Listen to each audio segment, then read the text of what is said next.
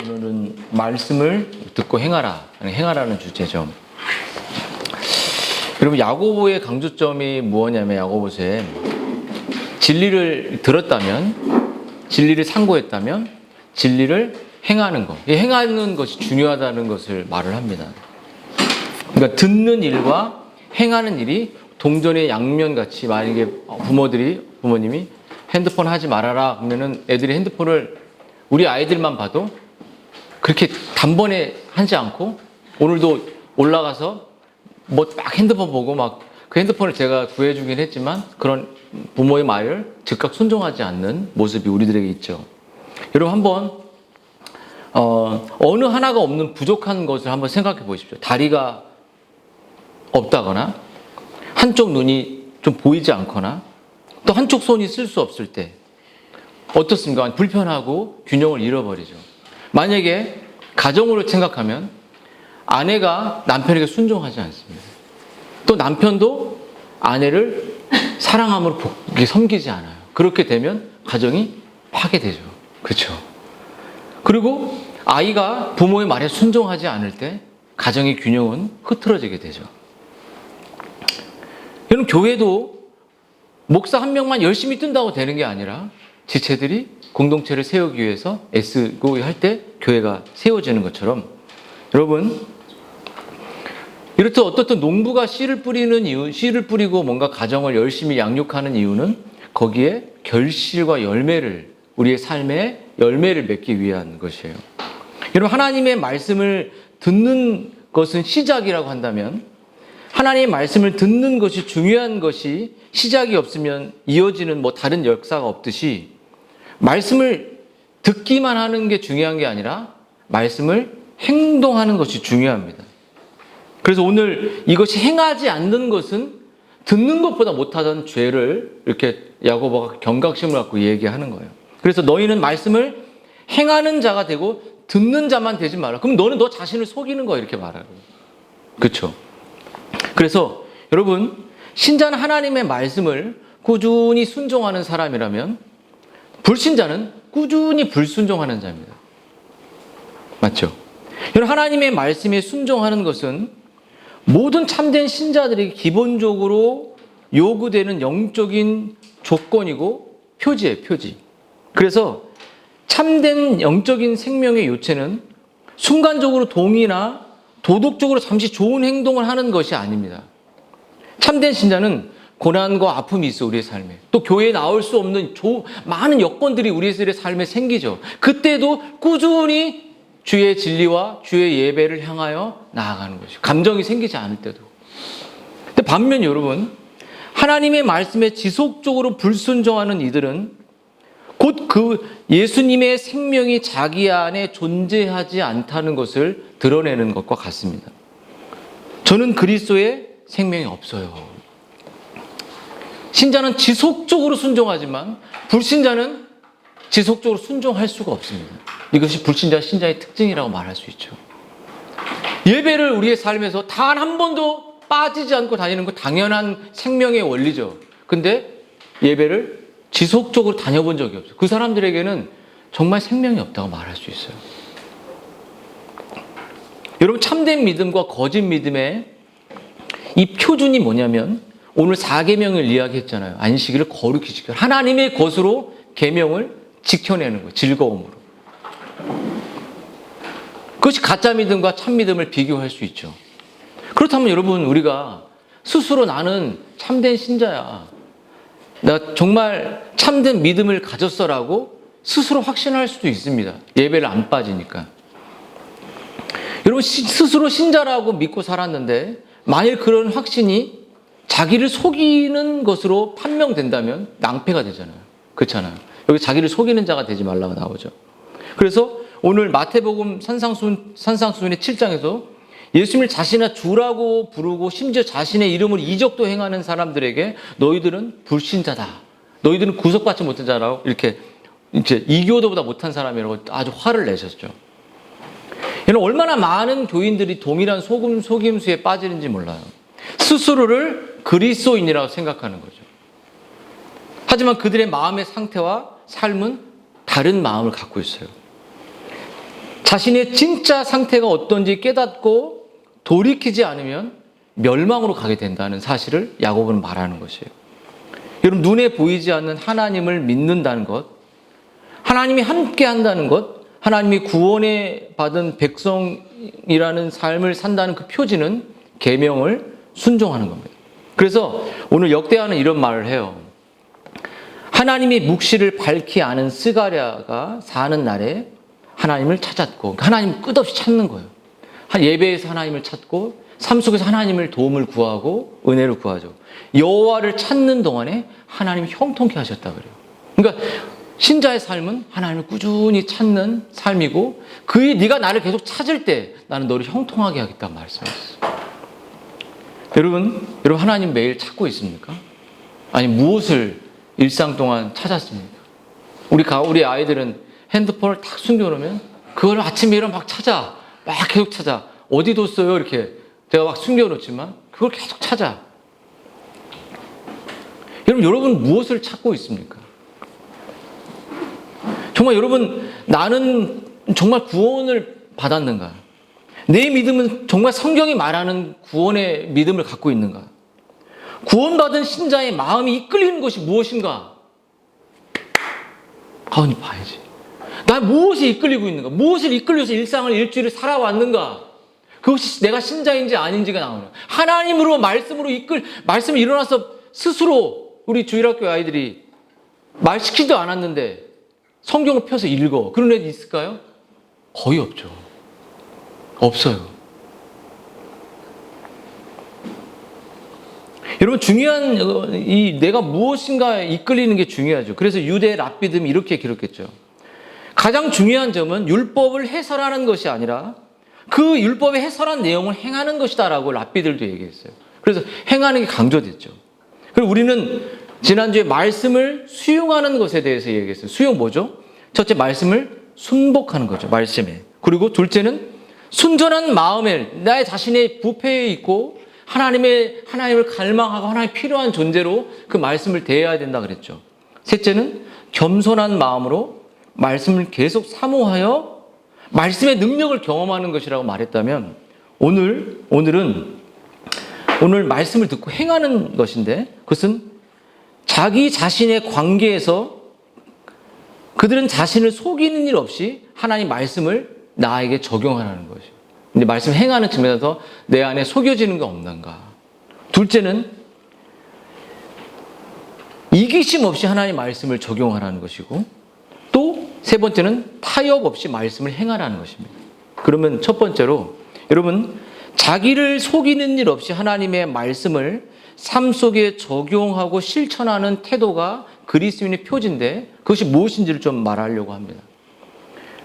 여러분, 안타깝게 지금 대다수의 많은 교인들, 성도들 가운데 청강생이 많아요. 청강생. 또 방관자, 들러리가 많습니다. 백화점 왔다가 쑥 빠져나가는 것처럼. 방청객이 많아요. 여러분, 이들은 하나님의 말씀의 설교와 가르침을 듣는 일에는 기꺼이 참여합니다. 이를 통해 얻은 지식으로 하지만 일상에 어떤 변화를 일으키는 마음이 근데 없을 수 있어요. 여러분, 그들은 하나님의 말씀을 듣는 특권을 기꺼이 누리지만 그 말씀에 순종하겠다는 생각은 전혀 없습니다. 그들이 그런 척하는 이들일 뿐이고, 스코틀랜드의 한 오래된 어구에서 이런 말이 있어요. 하나님의 은혜를 맛본 적 없이 설교만 음미하는 이들이다, 이렇게 말했어요.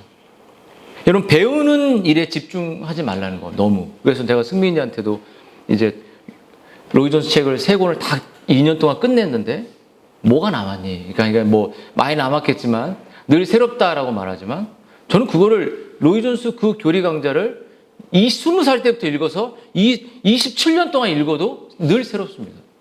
그게 저의 신학의 아주 기초가 됐고 청교도의 개혁신학을 뚫고 이해하는 토대가 됐어요. 전체를 뚫는데. 근데 여러분, 만일 그리스도를 향한 신앙 고백이 우리의 변화된 삶, 하나님의 말씀을 간절히 사모하며 그 가르침에 순종하기를 향하는 삶으로 이어지지 않는다면 그 고백은 가짜라는 거예요. 내가 진리를 더욱더 순종하려고 나아가지 않는 배움은 가짜 배움이라는 사실을 보여준다는 거죠. 사단은 말씀을 듣고 이해하는 것까지 허용하지만 우리가 행하고 진리를 지키는 것을 막게 하죠. 그래서 설교자에게 제일 중요한 건 뭐냐면 말씀 해석과 말씀을 묵상하는 것 중요하지만 그것을 살아내는 그 삶이 꼭 설교자에게 있어야 되죠. 실천하는 것입니다. 그래서 여러분, 타락한 인간은 진지하게 자신의 영혼의 상태를 본성적으로 돌아보는 것을 싫어해요. 대부분 타락한 사람들은 무엇인가 말하면 판단하지 마십시오. 나를 주도하려고 하지 마십시오. 인간은 불완전한 존재입니다. 이런 말들을 많이 하죠. 여러분, 하나님의 율법의 거울을 거부하는 이들의 특징은 하나님의 진리를 진지하게 찾는 일을 그리 내켜 하지 않는다는 거예요. 그들은 무의식 중에라도 자신의 삶의 신적 표준에 정말 하나님의 그 진리를 따르고 순종하는 것을 마음으로는 거부하고 있죠. 여러분, 구원에 대한 가장 심각하고 보편적인 장애물 중에 하나는 타락한 인간이 진지한 영적 숙고를 자신을 돌아본 일을 원하지 않는다는 것이에요. 그런 이들은 아마 철학이나 인간이 만든 어떤 종교나 어떤 인문학적인 걸 더 좋아할지 모르죠. 근데 자기 자신이 드러나고 자기 자신이 교정되고 자기 자신이 변화되는 것을 직면하는 것을 두려워합니다. 그래서 오늘 야고보가 말하는 율법이든 하나님의 온전케 하는 율법이든 말씀이든 율법의 거울 앞에 자신을 직면한 사람들의 태도는 뭐냐면 행하고 자신을 낮추는 사람이라는 거예요. 하나님의 말씀을 잘 들여다보기 위해 자신의 몸을, 자신의 영혼을 늘 말씀의 거울 앞에 본다는 것이. 여러분, 참된 신자는 단순히 교리적 공부를 좋아하는 사람이 아닙니다. 그들은 온전케 하는 율법이라고 오늘 야고보가 말했죠. 온전케 하는 율법 앞에 자신이 날마다 발가벗겨지는 것을 돌아보는 사람들이에요. 그리고 자신이 발가벗겨져서 자신이 죄인이고 자신의 자기 중심성으로 자기가 판단이 옳은 것으로 살아가려고 하는 것을 거부하고 돌이키기를 원하는 사람이 참된 신자죠. 말씀 앞에 자신을 겸손히 낮추는 사람들입니다. 그리고 자신의 더러운 자아를 발견하고 자신의 정말 그 하나님 앞에 자신을 발견하면 발견할수록 여러분 뭐가 보이죠? 여러분 뭐가 보입니까? 나의 부패가 보이고 나의 그 위선이 보이고 나의 거짓이 보일 때 우리는 뭐라고 하나님 저를 좀 떠나주세요 라고 말합니다. 하나님 저 같은 사람을 왜 이렇게 사랑하셨습니까? 라고 말합니다. 정말 오히려 그렇게 할 때마다 내 자신을 십자가 앞에 들이댈 때마다 나를 위해 죽으신 그리스도가 보이고 나 같은 이러한 파렴치 않은 인생을 위해서 자신의 이 고난을 당하신 예수님을 보일 때 어떻게 되죠? 나를 좀 주님 떠나주세요 이렇게 말하죠. 그리고 내 자아를 다시 내가 주님의 십자가 앞에 내 자아를 못 박을 수 있다면 또 받게 해주십시오라고 구하며 나아간다는 거예요. 여러분, 그러므로 여러분의 삶이 정말 참된 그리스도인이라는 표지를 갖고 있다면 여러분의 무엇을 봐야 되냐면 여러분이 행실을 봐야 돼요. 여러분의 예배의 태도, 성경을 대하는 태도, 여러분의 언어 생활, 영적인 언어 생활, 영적인 기도. 그래서 여러분, 이 크리스찬이 십자가를 경험할 때 뭐가 바뀌냐면 언어가 바뀌어요. 언어. 그래서 제가 여러분들에게 단톡방에서 글을 나누고 하는 건 여러분의 언어를 보는 겁니다. 언어가 바뀌었는지 안 바뀌었는지를 지체들이 서로 돌아보고 보는 거예요. 근데 정말 거듭나지 않은 사람들은 언어를 낼 수가 없어요. 그런 언어를. 영적인 문장을 쓸 수 없습니다. 영적인 언어를 말할 수, 그냥 잘 지냈어. 요 정도는 할 수 있지만 거듭남의 언어를 쓸 수가 없어요. 거듭남의 언어가 나오지 않습니다. 그 안에는. 그래서 끝없이 여러분의 자신의 구원을 점검할 때 동료들과 지체의 관계 속에서 그런 영적 언어와 영적인 그 감정들이 그 안에서 튀어나오는 것을 우리가 느낄 때 하나님이 저 안에 계시구나. 이것을 우리가 지체들 안에서도 그래서 예수님이 말하잖아요. 요한이 형제 사랑, 지체 사랑을 통해 네 구원이 참된 믿음인지 돌아보라는 말씀도 거기에 있는 거죠. 여러분, 우리가 설교를 정기적으로 듣고 또 그 가르침을 믿는다고 주장하며 동료 교인들과 내용을 우호적으로 우리가 나누기도 하지만 자신이 그 가르침을 믿는다고 주장하며 동료들과 그 내용을 우리가 나누고 즐거워할 수 있죠. 근데 여러분의 삶이 그런 사람들이 계속 지속되고 있는지 한번 돌아봤으면 좋겠어요. 여러분, 내가 그리스도인이라는 이 또 한 가지의 증거는 뭐냐면 하나님의 말씀만이 우리 자신의 그 두 얼굴을 볼 수 있는 유일한 길이라는 거예요. 두 얼굴. 여러분, 신약 시대의 거울은 되게 잘 다듬어진 청동이나 노수로 이렇게 만들어졌습니다. 근데 부자들의 경우에는 금이나 은으로 된 그것을 살 수 있었지만 이처럼 가장 비싼 거울까지도 유리로 만들어진 거울에 비하면 원시적인 것에 불과했어요. 나중에 유리로 만든 거울이 나왔지만 그 거울조차도 어떠한 초점을 딱 맞추기 전까지 자신의 온전한 얼굴을 보지 못한 거울의 상태였어요. 근데 어떤 초점에 딱 맞췄을 때 자신의 본 모습을 보게 되죠. 말씀만이. 여러분, 야고보가 이 거울이란 비유, 율법으로 너 자신을 돌아보란 율법의 거울을 통해 우리들에게 전달하고 싶은 것은 말씀이란 거울을 주의 깊게 살피고 가장 적절한 복음의 해석이 있을지라도 진리를 삶 속에 적용하지 않는 사람들은 자신의 참 모습을 보지 못한다는 거죠. 여러분, 자신이 주어진 말씀을 주의 깊고 정확하게 살폈을지라도 그것을 적용하며 실천하지 않는다면 그것은 더 우리가 악화되고 반복적으로 어떤 분이 이러더라고요. 어떤 특정 설교를 매일 듣는데 한 50번. 어떤 교회는 말하자면 50번 듣고 내가 뭐 이렇게 많이 듣냐 그랬더니 이걸 50번 들으면 마음이 후련해지고 대신 회개가 나오는 것 같아요. 깜짝 놀랐어요. 여러분, 회개는 우리가 돌이키는 거죠. 근데 이 말씀의 거울 앞에 우리가 돌이켜야 됩니다. 여러분, 거듭난 신자는 율법의 거울 앞에 자신을 발견하게 될 때 어떻게 되죠? 그리스도께로 나아가는 겁니다. 여러분, 하나님의 말씀, 오늘 야고보가 말하는 자유롭게 하는 온전한 율법을 들여다보는 사람은 그 말씀을 주의 깊게 살펴보면서 그 속에 담긴 의미를 발견하려고 합니다. 여러분, 그 사람은 진리를 호기심이나 지적인 만족을 위해 알려고 하는 사람이 아니에요. 오히려 오늘 25절에 말씀드린 것처럼 자신이 깨달은 진리를 실천하니 이렇게 나와 있어요. 여러분, 이것은 진리를 사람들에게 계시하신 목적이 바로 여기 있다는 거예요. 우리의 진리가 선포되고 진리를 들려주는 이유는 진리를 너와 자신이 비춰줬으니까 이제 행동하라는 거죠.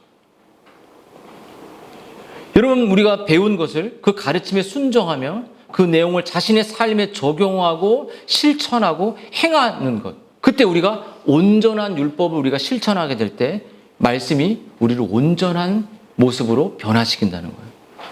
그걸 우리를 자유케 한다는 것입니다. 여러분, 칼빈에게 있어서는 율법에 세 가지 용도가 있었잖아요. 첫 번째는 율법은 죄를 깨닫게 한다는 거예요. 두 번째는 율법은 너의 삶을 일반 능청이나 우리 신자의 삶을 죄를 억제해서 성도의 삶을 살게 한다는 거죠. 또 한 가지는 뭐죠?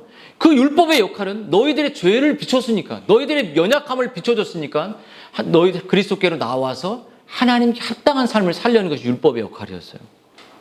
그것이 십계명의 역할이기도 하고. 그리고 율법은 뭐냐면 하나님의 뜻을 드러내며 사람의 행실에 대한 그분의 표준 및 기준이 된다는 거예요. 여러분, 하나님의 자녀인 참된 신자들이 지닌 모든 경건한 열망을 하나님을 기쁘게 하는 방향과 계획이 하나님의 말씀 앞에 있죠. 그 율법을 우리가 의지할 때 우리는 자유케 되어 자신의 죄를 버리고 의를 추구하게 됩니다. 율법은 하나님의 말씀이에요. 참된 신자가 자유롭게 하는 온전한 율법을 실천하는 이유는 그가 섬기는 하늘 아버지의 뜻이 바로 율법에 담겨 있기 때문입니다. 그런 신자들은 무엇보다 하나님을 높이고 기쁘게 하기를 추구하게 되고, 그렇게 그 신자들은 그분의 신적이고 거룩한 율법을 간절한 마음으로 실천하는 삶을 살게 되죠. 여러분, 율법이란 거울 앞에 한 이야기를 좀 해주려고 해요. 여러분, 청교도의 설교자, 청교도 설교자는 존 버녀는 그의 고전 철로 역정에서 이 이야기를 하죠. 이제 기쁨의 산에 있는 목자들이 크리스티아나와 자비씨에게 보여준 웅장한 거울의 모습을 이렇게 보여준 거울의 이야기가 나와요. 거울. 그 거울 반대쪽으로 돌리면 순례자들의 왕이신 분의 얼굴과 형상이 또렷이 드러납니다. 그 거울을 보면. 나는 그 두 모습을 식별할 수 있는 이들과 함께 이야기를 나누었으며 그들이 이 거울을 통해 바라본 것이 곧 머리에 가시면류관을 쓰신 그분의 모습임을 말해주었다. 그들은 그 안에서 또한 그분의 손과 발과 옆구리에 난 자국을 볼 수 있었다. 누군지 하나님의 말씀이신 거울을 계속 들여다보는 이는 그 안에서 그저 자신의 얼굴을 보는 것보다 훨씬 더 놀라운 일을 목도하게 된다. 곧 그 안에서 단순히 자신의 더러운 의복이나 자기의 삶의 여러 흠과 얼룩들을 발견하는 데 그치지 않는다는 거예요. 우리가 말씀의 거울을 볼 때 넌 이렇게 행하지 않았구나. 너는 이런 삶을 잘못했구나. 이런 우리의 더러움을 보는 것을 뛰어넘는다는 거예요. 오히려 그 안에서 거울이라는 하나님의 율법 앞에서 그리스도의 모습을 발견한다는 거예요. 이는 이마가 가시 면류관에 찢기신 그리스도의 십자가에 달리신 구주이며 자신의 피로서 모든 죄를 씻기진 그 율법에 우리를 위해서, 우리의 죄를 위해서, 우리의 자아를 위해서 우리를 위해 죽으신 그리스도의 그 언덕과 그 고난을 그 율법을 통해 보게 된다는 거예요. 번연의 핵심이 뭐죠? 번연은 우리에게 구원 얻는 믿음이 보여주는 게 뭐라는 것을 보여줍니다. 여러분, 하나님의 말씀인 율법, 우리를 온전케 하는 율법이 우리에게 보여주는 것은 첫째로 우리가 엄청난 죄인이라는 것이에요. 사도 바울이 뭐라고 말해요? 자기가 성도였다고 말하다가 맨 마지막에는 죄인 중에 괴수라고 말하거든요. 그래서 하나님의 율법의 말씀은 우리를 온전케 하기 위해 첫째로 우리에게 하는 것은 네가 엄청난 자기중심적 죄인이라는 사실을 보여줘요. 그렇죠? 그리고 두 번째로는 아무 죄가 없으신 우리 예수님이 우리의 죄를 위해서 십자가에 죽으신 그 사랑과 은혜를 보여주고 그것을 믿을 수 있도록, 그것을 바라볼 수 있도록, 그것을 붙잡을 수 있도록 우리에게 믿음의 은혜를 주신다는 거예요. 구원 없는 믿음은 우리가 죄를 깨닫고 이 죄를 용서하신 예수 그리스도를 믿는 것, 이 두 가지가 구원 없는 믿음의 특징이죠. 이 은혜를 말씀을 통해서 우리 안에 깨닫게 한다는 겁니다. 여러분, 그리고 그런 죄의 용서를 깨닫고 그리스도를 바라보고 그분께 응답하며 하나님의 말씀을 실천하는 삶을 살아갈 때 그 행함을 통해 하나님이 복을 주신다고 말하는 거예요. 그래서 우리 여호수아가 이렇게 말했죠. 이 율법책을 내 입에서 떠나지 말게 하며 주의하라고 그것을 묵상하며 그 안에 기록된 대로 다 지켜 행하라. 그리하면 내가 형통할 것이다. 내 길이 평탄할 것이다. 여러분, 말씀을 좀 정리해 보겠습니다. 여러분, 하나님의 말씀을 듣고 따라갈 때 여러분, 우리의 삶에 변화가 찾아옵니다. 변화가 찾아와요. 우리에게 돌이킬 때 우리의 삶이 바뀌고 우리 생각이 바뀌고 우리 언어가 바뀌죠. 제가 크리스찬의 선로 역정을 바라보면서 가장 많은 변화 중에 제가 유심히 본 것은 언어였어요. 언어. 그의 세속적인 언어가 아니라 영적인 언어. 누군가 만나면 잘 지냈어요? 이런 언어가 아니라 그 가슴에 한 주간 하나님을 바라보며 살았던 그 내면이 뭘로 표현되죠? 삶이나 언어로 표현되는 거예요. 그렇죠? 언어는 억지로 만든다고 이게 영적으로 느껴지는 게 아닙니다. 영적인 언어는 우리가 영적인 사람은 느끼게 되어 있어요. 정말 영적인 기도구나, 영적인 언어구나, 짧지만. 여러분, 하나님의 말씀에 순종할 때 우리의 삶이 바뀌죠. 순종의 쟁기가 우리의 삶의 밭을 변화로 이꾸죠. 이 변화를 야고보는 참 믿음의 역사하는 증거라고 말했죠. 여러분, 이어지는 이 절들에서 야고보서는 참된 순종이 일구는 삶의 변화를 몇 가지를 제시하는데 그것이 뭐냐면 이 변화들이 있는지 여부가 죽은 믿음이냐 참 믿음이냐라는 바로미터가 된다는 것이에요. 오늘 누구든지 경건하다 생각하며 자기 혀를 재갈물지 아니하고 자신의 마음을 속이면 이 사람은 경건하지 않은 것이다. 거짓이라는 거죠. 여러분 이미 앞에서 우리가 살펴보았듯이 죽음 믿음의 표지로 우리에게 무엇인지를 경고했죠. 이에 더해 야고보는 뭐라고 했냐면 믿는다고 생각하면서 자기 혀를 재갈 물지 않는 것 역시 자신을 속이는 헛된 경건이라고 말했어요. 혀를 재갈 물린다는 것은 말해야 할 것과 말하지 말아야 할 것이 우리들이 혀에게 명령하는 거죠. 혀가 고삐 뿔린 망아리처럼 스스로 주체가 안 돼 함부로 내뱉고 하는 모습들이 변화되어진 사람이 바로 신자의 모습이라는 거예요. 여러분 신자의 언어 생활을 향한 하나님의 계명은 여러 가지가 있지만 골로새서 말씀에 분한과 노여움과 악의와 비방과 부끄러운 말을 제하라. 에베소서는 누추함과 어리석은 말과 희롱하는 말을 마땅치 않다. 이렇게 말을 했죠.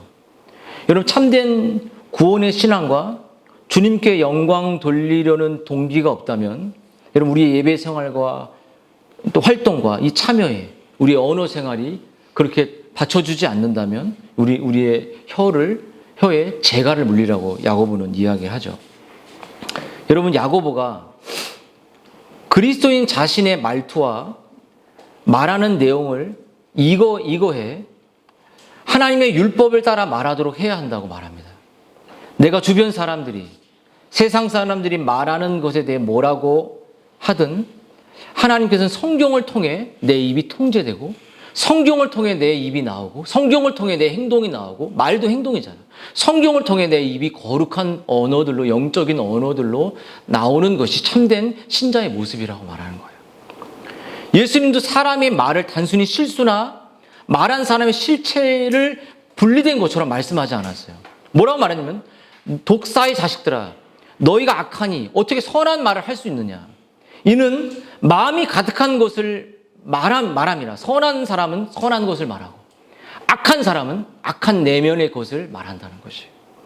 그러면 여러분 우리가 보고 있는 야고보서의 이 혀는 우리의 행실은 우리의 그 태도들은 바로 우리의 구원의 증거를 말하고 있는 거죠. 끝없이 제 혀가 계속 아내를 죽인 혀로만 계속 간다면 저는 목회자가 아니겠죠. 계속 제 혀가 재갈이 물려지고 진리로 멈춰지고 진리 때문에 내 혀를 닫고 진리 때문에 내 언어가 화나려고 하다 멈춰지는 것이 없다면 내 혀는 고삐 뿔린 혀는 이미 내가 참된 신자의 표지가 아니라는 거예요. 아이들의 혀가 뭐 어떻죠? 맨날 내가 잘못했어요. 제가 잘못했어요. 그 혀를 닫아 재갈을 물려야 되는 거예요. 그 혀가 쟤는 좋아요. 쟤는 동생은 착해요. 형은 너무 좋아요. 이런 혀로 바뀌지 않는 한 아직 그 아이가 거룩한 혀가 되지 않는 한 그 사람의 마음속에 신자의 삶이라고 말할 수 없다는 거죠. 우리가 100% 그 혀가 참된 신자의 혀로 된다는 건 불가능하죠. 하지만 그 혀가 계속적으로 경건한 언어와 경건한 문장도 혀죠. 경건한 사고가 나오는 것이니까 이것을 문장으로 계속 써내고 또 말하고 행동하는 것이 다 전인격적인 구원의 참된 행함의 표지의 증거라는 겁니다. 어떻습니까? 여러분의 혀는 어떻죠? 낼린다는 거리인가요? 혀이 어때요? 순종하는 혀입니까? 아니면 어떤 혀입니까? 에드워드 같은 사람은 하나님을 경험하고 만왕의 왕 이런 혀에 찬양을 해요. 찬양을. 여러분 한 입에서는 찬송과 저주가 나오고 형제들아 이것이 마땅하지 아니하냐. 샘이 한 구멍으로 어찌 단물과 쓴물을 내겠냐. 우리가 단 복음의 진리를 우리의 삶과 행함과 언어로서 그것을 나타내는 거예요. 그것이 문장이든 구두든 하나의 정보 전달이 아니라 영적인 것이 터져나오는 거죠. 여러분의 행함은 어떻습니까? 듣기만 좋아하지 않나요? 여러분의 언어 생활은 어떻습니까? 아이들에게 또 우리 남편에게 아내에게 정말 거룩한 언어들이 나오고 있나요? 저의 혀는 어떨까요? 여러분의 혀는 어떤가요? 재갈을 물려야 됩니까? 진리의 재갈을 물려야 되나요? 범사에 감사하라는 이 계명을 따라 범사에 감사하는 말, 하나님을 의존하는 말, 영적인 말, 정말 어떤 문장들은 어떤 언어들은 정말 한 조문을 막 살려내죠. 그렇죠? 그런 혀들과 그런 문장과 그런 마음들이 여러분에게 터져 나오고 있는지 돌아보셔야 돼요. 모든 말을 하나님의 말씀으로 소금치듯 하는 게, 말을 전할 때 거기다 소금을 막 뿌려서 부패와 내 자기중심성과 내가 함부로 성급하게 실수했던 것들이 소금을 쳐서 절제가 나오고 그것이 통제되고 필터링이 되는 그 진리의 그런 혀의 언어의 문장의 삶의 모습들이 있는지 돌아봐야 된다는 거예요. 다른 사람을 세우고 다른 사람을 공감해주고 진리로서 다른 사람의 부족함에 위로를 주는 그 세우는 진리의 덕과 그런 말들이 내 삶에 있는지 돌아보셔야 돼요. 동생을 막 죽여, 오빠를 막 죽여, 형을 죽여. 제가 그랬어요. 이런 혀 말고, 오늘 형 너무 좋아. 오늘 내 동생 너무 좋아. 이런 혀가 그리스도의 혀라는 거예요. 그렇게 할 수 있지? 있어, 없어? 그런 혀로 오늘 형 사랑해, 오빠 사랑해, 이런 말. 여러분, 내가 어제 이제 인스타를 보는데 그 크리스찬이 아닌 것 같아요. 아주 짧아요. 그 사람이 뭐라고 말했냐면, 남편이 일하고 왔을 때 뭐 존경하는 사람이 세종대왕, 존경하는 이순신, 이런 거 다 필요 없다는 거야. 존경하는 사람이 나의 남편이요, 존경하는 나의 아내요, 이런 말들을 하라는 거예요. 그래서 조금 감동만 되다가 말았는데, 여러분에게 정말 진리로 남편을 권면하고, 그런 세상적인 게 아니라 진리로 정말 아내를 권면하고, 진리로 우리 지체들에게 진리의 말을, 성경 메시지를 보내고, 진리로 여러분이 온전하게 살아갈 수 있도록. 저희 글은 다 언어죠. 말이에요. 여러분 다른 사람들을 세우고 덕을 세우는 것, 아니면 다른 사람을 무색하고 깎아내리는 말을 하는지, 주를 믿는 믿음 안에서 감사와 소망의 말을 하는지, 아니면 불평과 원망의 말을 하는지, 우리가 혀와 우리 행실을 돌아보면서 하나님의 말씀을 그런 방향에서 우리가 일상에서 실천해내는 것, 그것이 참된 신자의 말씀을 듣고 행하는 표준이 된다는 거죠. 한번 기도하도록 하겠습니다.